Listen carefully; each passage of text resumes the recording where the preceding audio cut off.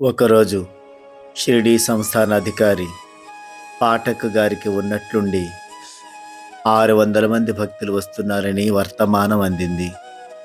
వారి కోసం కనీసం 1200 రూపాయలైనా కావాలి. ఉన్న డబ్బు అప్పటికే ట్రెజరీలో కట్టేశారు. ఏం చేయాలో అతనికి పాలుపోలేదు.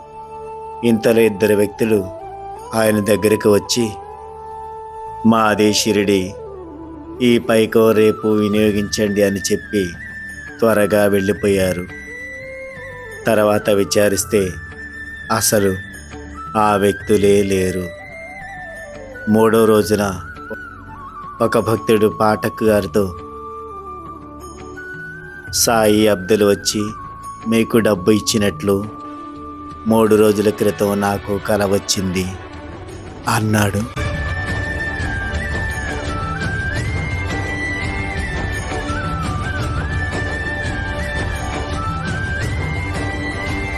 చూశారా బాబా లీలలు ఏ విధంగా ఉంటాయో?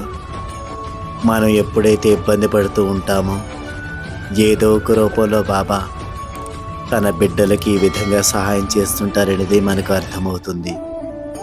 తన బిడ్డలపై బాబా ప్రేమ వెలకట్టలేనిది.